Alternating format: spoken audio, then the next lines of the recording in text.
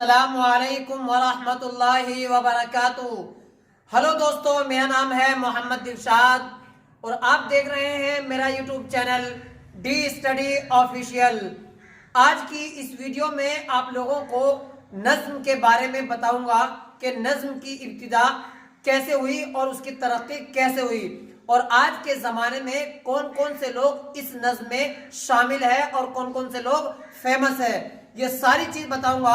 और उसके बाद आपको पंडित ब्रिज नारायण के बारे में इसी सबक में आपको बताऊंगा, लेकिन आपको एंड तक देखना है ताकि सारे के सारे सवाल हल करूंगा। उस वक्त आप अगर नहीं रहेंगे तो जाहिर सी बात है आपका नुकसान हो जाएगा, इसलिए ज्यादा देर ना करते हुए वीडियो को शुरू करते हैं। यहां पर देखिए, सबसे पहले नज्म आपका सबक है, ये 17वां सबक है, 17वां चैप्टर है, ठीक है ना। अब इस नज्म को थोड़ा देखिए कि ये नज्म का माना क्या है। असल माना होता है पिरोना। लड़ी जिस तरह हार होता है, हार में क्या होता है, बहुत सारे मोती पिरोए रहते हैं ना, इसी तरह नज्म के माने भी होता है पिरोना, इंतजाम करना, नज्म करना, अरेंज करना, ये सब माना नज्म के है। मिसाल के तौर पर एक लाइन जहां पर खड़ी खत्म होती है वहीं पर दूसरी लाइन चालू हो जाती है, ठीक है ना। और ये जो नज्म है कोई भी बना सकता है, किसी के लिए भी बना सकता है। नात तो नबी के लिए होता है, हम्द अल्लाह के लिए होता है, लेकिन नज्म किसी के लिए भी बनाई जा सकती है। तो नज्म का अगर आगाज की बात करें कि इसका आगाज कहां से हुआ, तो सबसे पहले नज्म का आगाज सर सैयद अहमद खान की तहरीक से इसका आगाज होता है। समझा ना, कहां से? सर सैयद अहमद शहीद, यहां से इनका जो तहरीक है, यहां से नज्म का आगाज होता है। ये नहीं कि इससे पहले नहीं थी, लेकिन इससे पहले इतनी ज्यादा जान पहचान नज्म को नहीं थी, ठीक है ना। इस सिन्फ में ज्यादा कोई काम खास नहीं हुआ था। तो इतना समझ में आ गया ना, आगाज कहां से हुआ? सर सैयद अहमद की तहरीक से इसका आगाज हुआ। अब यहां पर थोड़ा सा और याद रखना है कि आपको जब सर सैयद अहमद की तारीख या तहरीक से आगाज हुआ, उसके बाद क्या हुआ कि मौलाना हुसैन आजाद, हाली, शिबली, इन सब लोगों ने मिलकर एक मीटिंग की और एक जगह जमा होकर के इन्होंने क्या काम किया कि इस नज्म को किस तरह और आगे बढ़ाया जाए। समझ में आ रहा ना, किसने?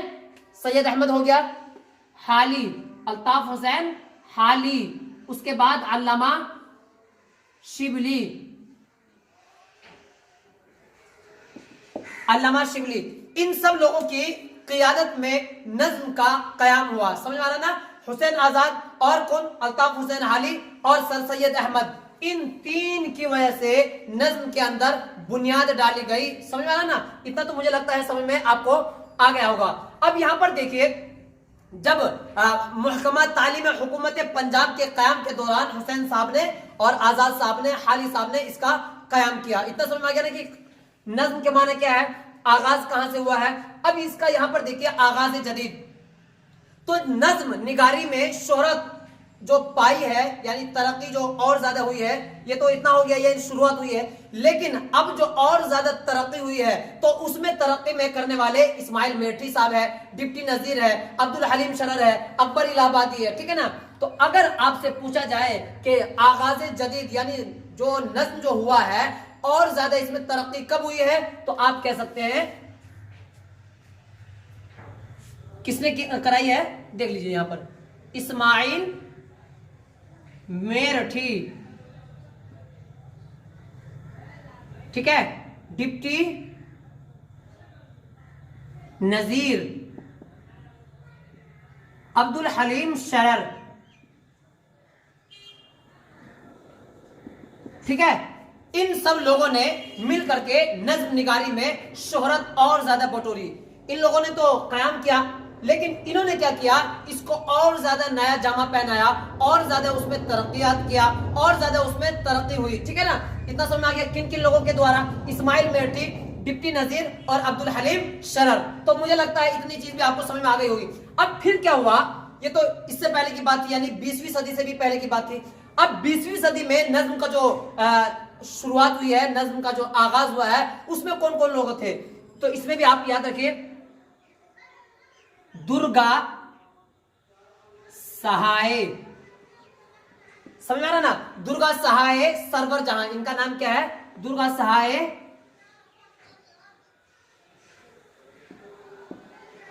सरवर जहां। इनके जमाने में फिर उसके बाद इकबाल भी है, चकबस्त भी है, इसी तरह जोश है। कौन कौन है? और दूसरे पेन से लिख देता हूं ताकि आपको समझ में आ जाए। इकबाल, इकबाल है, चक बस्त, इसी तरह जोश, मलिहाबादी। समझ में आ रहा ना। इन सब लोगों के दौर में यानी 20वीं सदी में इन लोगों ने नज्म के अंदर पंजा आजमाई की, नज्म को बनाया, नज्म को संवारा और नज्म के अंदर तरक्की से नवाजा। इतना समझ में आ गया ना। अब क्या हुआ, ये तो 20वीं सदी की बात थी, जोश मलिहाबादी साहब ने भी कर दिया। फिराक लास्ट में किन्होंने किया? फिराक गोरखपुरी साहब ने। फिराक, इन लोगों ने क्या किया? 20वीं सदी में काम शुरू किया। काम शुरू करने का मतलब तरक्कियात से नवाजा। यानी 20वीं सदी में, 19वीं सदी में और जहां से आगाज हुआ था वहां से क्या हुआ? इन सब का नज्म में और ज्यादा दाग बेल चढ़ाया गया, यानी उसको और ज्यादा तरक्की हुई, डेवलप हुआ, और ज्यादा बढ़ोतरी हुई। ठीक है, इतना समझ में आ गया ना। अब फिर क्या हुआ? 20वीं सदी के बाद भी बहुत सारे लोगों ने इसमें कदम पंजा आजमाई किया। तो उसमें कौन है? फैज है, मखदूम है, मजाज है, अली सरदार जाफरी है, ये सब है।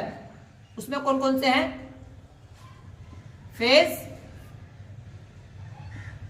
मखदूम, मजाज, अली सरदार जाफरी। ठीक है ना। यानी अब ज्यादा लंबा मैं बोलूंगा कि जमील मजहरी भी थे, जान निसार थे, कैफी आजमी थे, निदा फाजली थे, ये सब लंबा हो जाएगा, बात समझ में ना। लेकिन इतना ही मैं बोलूंगा तो आप लोग के लिए काफी रहेगा। वीडियो लंबी हो जाएगी, आपको देखने का मन नहीं करेगा। तो 20वीं सदी हो गया। 20वीं सदी के बाद जो नज्म में और ज्यादा बढ़ोतरी हुई, उसमें कौन कौन लोग थे? फैज थे, मखदूम थे, इसी तरह मजाज थे, अली सरदार जाफरी थे, इतना समझ में आ गया ना। जमील मजहरी थे, जानिसार थे, कैफी आजमी थे, इतने लोग थे। कैफी आजमी मैंने इसमें नहीं लिखा, लेकिन आपको 2-3 नाम याद रखना है। सब नाम याद रखेंगे तो आपके लिए परेशानी खड़ी हो सकती है, क्योंकि एग्जाम बहुत ज्यादा करीब है। इतना समझ में आ गया ना। अब इसके अंदर क्या था? शायरा लोगों ने भी बहुत ज्यादा तरक्कियात किया। तो शायरा में कौन है? परवीन शाकिर का नाम ले सकते हैं आप। परवीन शाकिर, समझ में आ गया ना। जाहिदा जैदी,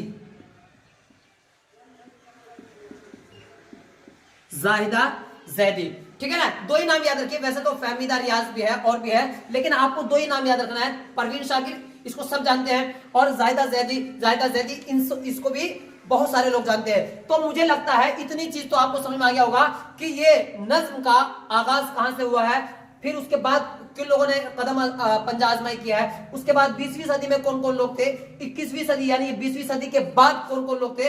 इन सब लोगों के बारे में मुझे लगता है अच्छी तरह आपको पता चल गया होगा। फहमीदा रियाज भी थी इसी के अंदर, मैंने आपको लिखा नहीं जान करके, ताकि आपके ऊपर ज्यादा बोझ ना पड़े। तो मुझे लगता है इतनी चीज आपको समझ में आ गई होगी, ठीक है ना।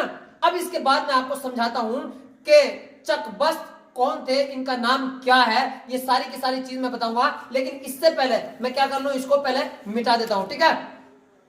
अब यहां पर देखिए इनका नाम यानी चकबस्त आपने बहुत बार सुना है, किताब में भी चकबस्त लिखा हुआ है, लेकिन इनका असल नाम है पंडित बिरिज नारायण। पंडित, ठीक है, पंडित बिरिज नारायण, ठीक है। ऐसे भी कर सकते हैं या ऐसे भी कर सकते हैं, ठीक है। पंडित बिरिज नारायण, इतना समझ में आ गया ना। इनका नाम क्या था? पंडित बिरिज नारायण। अब इसका देखिए यहां पर पंडित बिरिज नारायण यानी चकबस्त, तो आपने सुना है कि इनका नाम चकबस्त है, लेकिन चकबस्त इनका असल नाम नहीं है। तो फिर क्या है? पंडित बिरिज नारायण। किनका नाम? चकबस्त का नाम पंडित बिरिज नारायण, ठीक है। चलिए, इतना समझ में आ रहा ना, नारायण, ठीक है। अब यहां पर देखिए तखल्लुस। तखल्लुस किसको कहते हैं? तखल्लुस वो होता है जब शायर कोई नज्म पढ़ता है, लास्ट में जो नाम देता है उसी का नाम होता है तखल्लुस, ठीक है। तो इनका तखल्लुस क्या है? चकबस्त, चकबस्त, ठीक है। चकबस्त इनका क्या हो गया? तखल्लुस हो गया। अब यहां पर देखिए पैदाइश, अब पैदाइश आपको याद रखना है 1842 में इनका क्या हुआ है, पैदाइश हुई है। 1882 में इनकी पैदाइश हुई है, ठीक है। कहां पर, फैजाबाद, फैजाबाद लखनऊ, ठीक है। फैजाबाद कहां है, लखनऊ में, चक बस ऐसा लिख लीजिएगा, ठीक है। फैजाबाद इनकी पैदाइश हुई है और वो फैजाबाद कहां है, लखनऊ के अंदर है। इतना समझ आ गया ना। अब तालीम इन्होंने कहां से हासिल की है, तो अवेकनिंग कॉलेज से इन्होंने तालीम हासिल की है। अवेकनिंग बनाएंगे कैसे, अवेक, इसको डायरेक्ट ऐसा कर दिए, ठीक है, अवेकनिंग, ठीक है, कॉलेज। अवेकनिंग कॉलेज से इन्होंने क्या किया है, तालीम हासिल किया है, ठीक है। इतना समझ आ गया ना। कब हासिल किया है, 1905 में इन्होंने बीए किया था। कब, 1905 में क्या किया है, बीए किया है। इतना समझ आ गया ना। अवेकनिंग कॉलेज से इन्होंने क्या किया है, अवेक, देखिए यहां पर अवेकनिंग, NING, ठीक है। अवेकनिंग कॉलेज से क्या किया भाई, 1905 में बीए किया है। कितना समझ आ गया ना। अब यहां पर देखिए 1908 में फिर इन्होंने क्या किया है, वकालत किया है। 1908 में क्या किया है, वकालत किया है, ठीक है। इतना समझ में आ गया ना। अब यहां पर देखिए इन्होंने क्या काम किया है कि इतना ज्यादा ये फेमस थे, इतना ज्यादा इनका जहन अच्छा था कि 10 साल की उम्र में इन्होंने गजल लिखना शुरू कर दिया था। पहली जो गजल लिखी थी 9 या 10 साल की उम्र में इन्होंने गजल भी लिख दिया था। समझ में आ रहा ना। इतना आप याद रख लीजिएगा, मैं लिखूंगा नहीं, ज्यादा लिखूंगा तो आपके लिए लंबा हो जाएगा, ठीक है। अब यहां पर देखिए नए खला, ये मनाजिर कुदरत, ये देख रहे हैं, इसी के लिए ये जाने जाते हैं, जो आपके निसाब में शामिल है। अब इसके बारे में भी आपको मैं बताऊंगा, ठीक है। लेकिन एक चीज और याद रखना है, तालीम हासिल आपने याद रख लिया, तालीम कितनी थी ये याद हो गया, और उसके बाद पैदाइश याद हो गया, तखल्लुस याद हो गया, नाम इनका क्या है, बिल्कुल अजीब सा नाम है, उस नाम को भी आपने याद रख लिया, ठीक है। अब कोई दिक्कत है, मुझे लगता है आपको दिक्कत नहीं होगी। अब मैं आपको समझाऊंगा कि जो मनाजिर कुदरत है वो क्या है, उसमें क्या बताया गया। आपको पूरा याद नहीं रखना है, 4 लाइन याद रख लेंगे तो आपका काम चल जाएगा, ठीक है। इसको मैं क्या करता हूं, हल्का सा मिटा देता हूं, ठीक है। अब यहां पर देखिए मनाजिर कुदरत, समझ में आ रहा ना। चकबस्त साहब की ये नज्म है मनाजिर कुदरत। इसका मतलब क्या होता है, अल्लाह तबारक व तआला ने जो कुदरत ने जो चीजें बनाई है, जो मंजर है, उस चीज के बारे में इन्होंने एक नज्म लिखी है, ठीक है। आपको ज्यादा उसमें जानने की जरूरत नहीं है, एक एक लाइन में पढ़ाऊंगा तो बहुत लंबा हो जाएगा, वीडियो भी लंबी हो जाएगी, क्योंकि इम्तिहान बहुत ज्यादा करीब है। इसलिए आपको क्या करना है, 4 लाइन बस याद रखना है, ठीक है। कितना लाइन याद रखना है आपको, सिर्फ 4 लाइन। कौन कौन सी लाइन याद रख सकते हैं, शुरू की 4 लाइन तो कौन सी है, फिजाए कोह में ऐसी हवा समाती है, क्या, फिजाए कोह में ऐसी हवा समाती है, ठीक है। इतना समझ में आया। फिजा मतलब होता है आबो हवा, हवा पानी, ठीक है, पानी नहीं हवा। कोह माने होता है पहाड़, समझ में आ रहा ना। तो फिजाए कोह में, पहाड़ के फिजा में ऐसी हवा समाती है, बशर की रूह को राहत की नींद आती है, बशर की रूह को राहत की नींद आती है, ठीक है। यानी इंसान की रूह को राहत की नींद, चैन की नींद आती है। कब, जब फिजाए कोह में हवा चलती है, हवा समाती है, तो इंसान को भी अच्छी नींद आती है। समझ में आ रहा ना। बस एक आलम हो, बस एक आलम, ठीक है, बस एक आलम हो, 4 सिमत तारी है।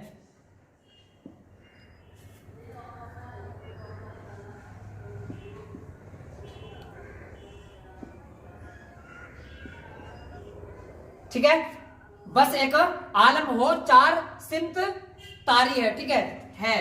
अब यहां पर ये मैं आपको समझाना चाह रहा हूं कि मनाजिर कुदरत में जो इन्होंने क्या है, ये जो यहां पर भी है, यहां पर भी है, यहां पर भी है, यही होता है नज्म जिसको पिरोया गया है, एक लाइन ऐसी है, दूसरी लाइन भी ऐसी है, तीसरी लाइन भी इसी तरह है। ना शोर व शरर है, ना दुनिया की आहुजारी है, ना शोर व शरर है,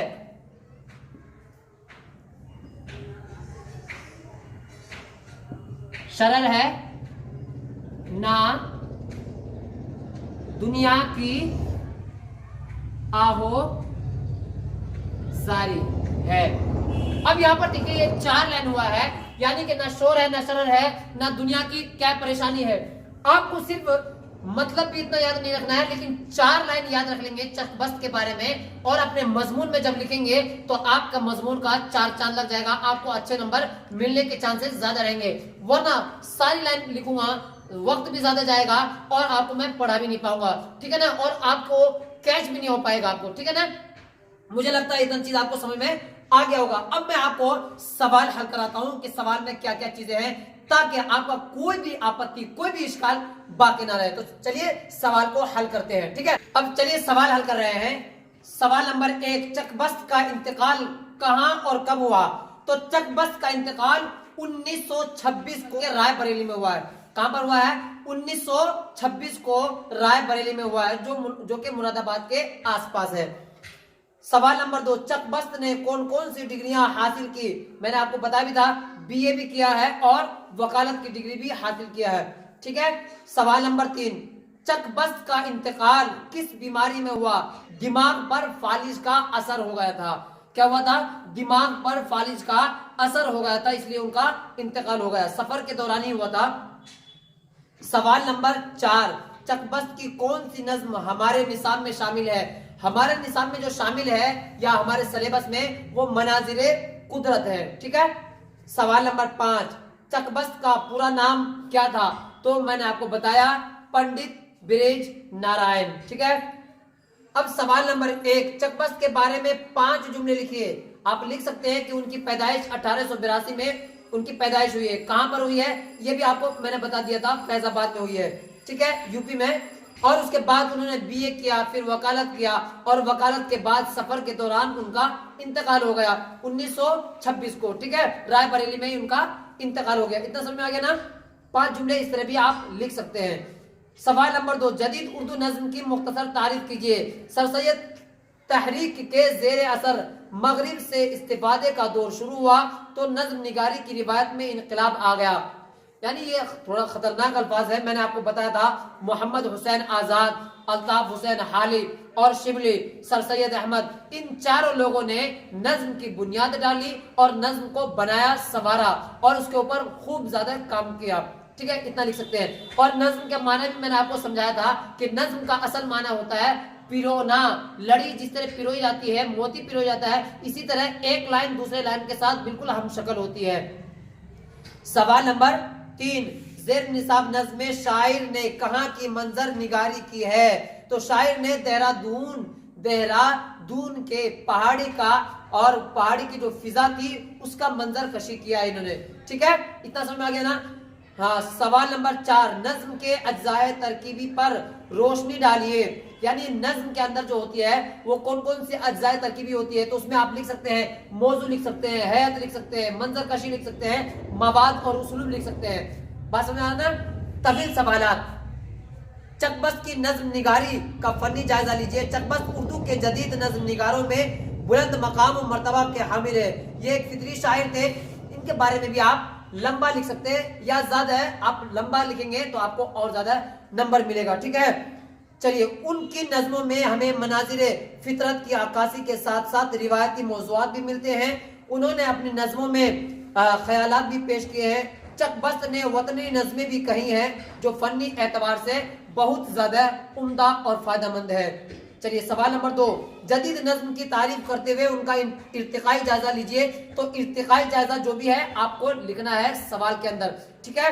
उर्दू में नज्मों का सुराग सर सैयद तहरीक से पहले भी मिलता है। मैंने आपको बताया था कि नज्म जो है पहले भी मिलता है, लेकिन इन्होंने, सर सैयद ने, हाली ने, शिबली साहब ने, इन सब ने और ज्यादा नज्म को निखारा था, ठीक है। अब आगे चलते हैं। फिर मैंने ये भी बताया था कि 20वीं सदी में कौन थे, फिर 21वीं सदी के बारे में बताया, सारी चीज मैंने आपको बता दिया, ठीक है। सवाल नंबर 3, जेर निसाब नज्म मनाजिल कुदरत का मरकजी ख्याल पेश कीजिए। मनाजिल कुदरत का मरकजी ख्याल फितरत की मंजरकशी है। मतलब ये है कि शायर ने देहरादून के सफर पर जाता है, वहां उसने पहाड़ियों की बुलंदियों को देखा, दूर से आए हुए लोगों को देखा, सयाहों को देखा, ये सब उसमें पेश किया गया है। अब यहां पर देखिए सवाल नंबर 4, सही मिसराओं का जोड़ा लगाइए। फिजाए कोह में ऐसी हवा समाती है, इसका जोड़ लगाना है कि बशर की रूह को राहत की नींद आती है। ठीक है ना, इसका पूरा का पूरा आप इस तरह लगा सकते हैं जैसे मैंने आपको यहाँ पर दिखाया है। ठीक है, इस तरह लगाइएगा। तो अगर इसमें और कोई भी बात आपको रह गई है जो समझ में नहीं आई है तो पूछ सकते हैं, आपका सवाल का जवाब दिया जाएगा। चैनल पर नए हैं तो चैनल को सब्सक्राइब जरूर कीजिएगा ताकि मोर वीडियो आप तक पहुंचती रहे। तो मिलते हैं अगली वीडियो में, तब तक के लिए खुदा हाफिज।